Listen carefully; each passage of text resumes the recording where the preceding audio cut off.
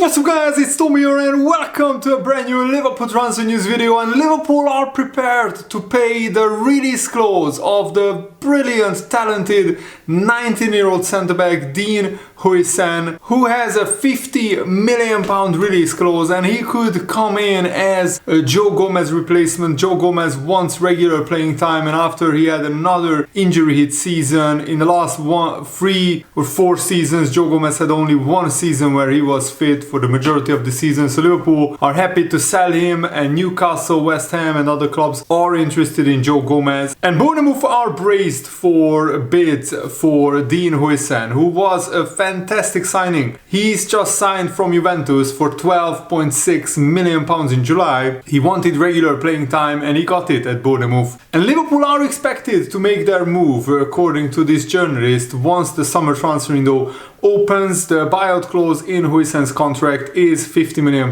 which would be comfortable for Liverpool to pay, because that's not a lot for a highly talented centre-back who could one day maybe replace Virgil van Dijk. But at the moment Liverpool are still optimistic that Van Dijk will sign a new contract, and then Liverpool just need one centre-back to replace Gomez. If Van Dijk leaves though, that becomes a big problem, because then Liverpool need to sign a world-class centre-back. And the other two clubs, Man United and Tottenham, who are interested in Huijsen, they can't even offer Champions League football to Huijsen unless they win the Europa League. But Liverpool are a much better prospect, and Richard Hughes was Bournemouth's technical director until last summer. This signing was completed after Richard Hughes left Bournemouth, but I think he started the groundwork on the signing, and he was involved in bringing Huijsen from Juventus to English football. It was his performances while on loan at Roma that persuaded Bournemouth to bring in Dean Huijsen, who was born Dutch, but he was raised in Spain, so he has a very interesting background. And just like Van Dijk, Dean Huijsen is also right-footed, so he can play on the left side of the centre-back partnerships, and he likes to bring the ball out from the back. And it looks like Liverpool might lose Ornstein to Real Madrid, so we need to sign a right-back, a centre-back and a left-back. So a major defensive rebuild is brewing at Anfield. Investing heavily in Dean Huijsen could be risky, but he's adaptable, he's technically excellent, he speaks 4 languages, and he's very young with bags of potential. And judging by his season at Bournemouth, he's destined for the top. Bournemouth are in the race to qualify for any European competition, and that would be a huge success for Bournemouth, who have never played European football before in their history. And he can do a bit of everything. James Marchment is reporting that Liverpool are urged to meet the release clause of Dean Huijsen, and he is exactly the kind of player that Arne Slot would want for the future. And he ticks 3 major boxes, according to this journalist. And with many big clubs interested in Huijsen, it doesn't look like Bournemouth will keep him, because the £50 million release clause is easily paid by many big clubs if they want to sign this player. And Bournemouth already sold Dominic Solanke to Tottenham for £55 million, so they are happy to sell to bigger clubs for the right price. Ian Wright certainly thinks that Dean Huijsen is worth pursuing. He's linked with everyone. He has a £50 million buyout clause, and I think he came from the Malaga Academy, and then he went to Juventus, but then he went on loan at Roma. And now all the big clubs are after Dean Huijsen. He's 6'5" tall, so he's very, very tall, and he can come out with the ball, he can do everything, he can pass, he can dribble with the ball. And Ian Wright is correct in saying, I cannot believe Juventus let this guy go for just 15 million euros. I can't remember what it was, but that for me, just watch his highlight reel if you can get to see it. It was an absolute bargain for Bournemouth to snap such a talent up. And if you watch Dean Huijsen closely, Ian Wright says you cannot not be impressed by watching him. You know what you see him do. I cannot believe, even when he went on loan to Roma, I then went back to Juventus. I can't believe Juventus sold him for such a little money. And it's pretty special that Bournemouth can find these kind of players who they've signed them for cheap, they develop them, and then they sell them for huge amounts of money. And David Ornstein, in a recent Q&A session on The Athletic, was asked, do Liverpool hold an interest in Dean Huijsen? Could he be a realistic option given his release clause? Huijsen will likely be on the radar for Liverpool and many other top clubs. He's expected to move for that £50 million release clause, which is active in the summer, and I'm sure Bournemouth, the player, and his suitors would ideally like some clarity sooner rather than later, so they can plan accordingly. We know Chelsea have been looking closely at him, Newcastle have been heavily linked, but not sure I see that one materializing. And even massive clubs on the continent like Real Madrid, Bayern Munich are being mentioned in certain quarters. So some I speak to think he could well move overseas, but nothing seems to be set in stone yet.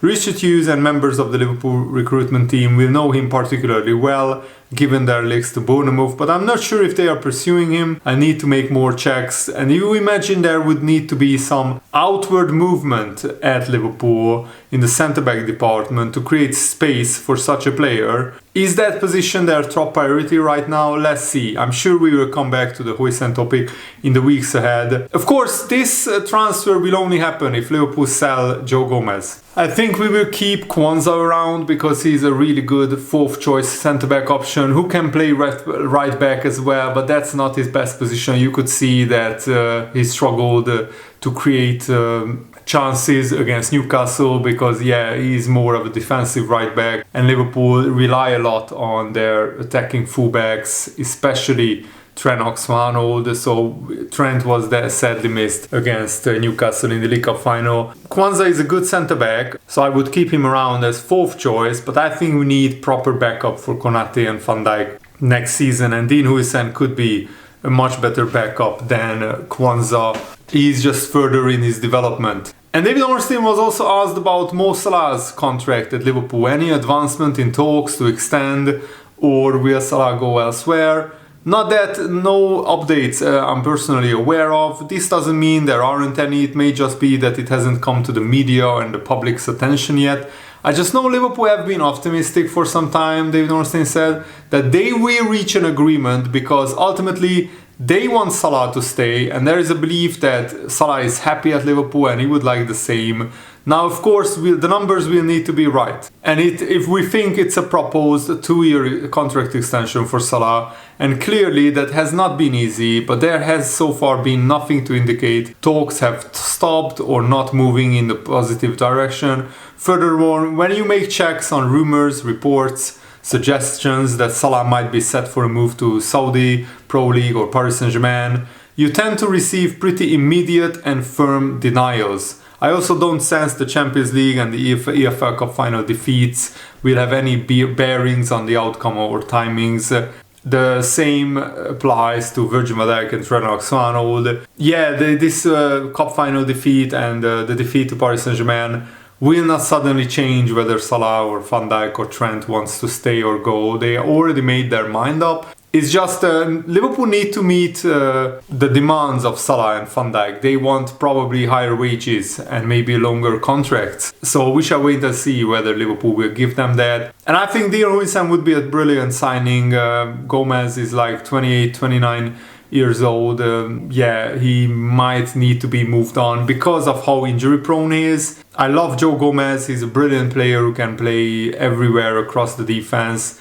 But because he has been injured so much, it's better for Liverpool to cash in on him, to sell him, get his wages and get him wages off the wage bill, get a transfer fee in, and we could bring in a much younger centre-back who is already almost as good as Joe Gomez right now, and he can develop into an even better player. So Dean Huijsen for 50 million would be expensive, but I think it would be the right kind of transfer move. But the priority for Liverpool is to first extend the contracts of at least Salah and Van Dijk, and also to sign a left back, because I think the left back area has been Liverpool's big weakness this season.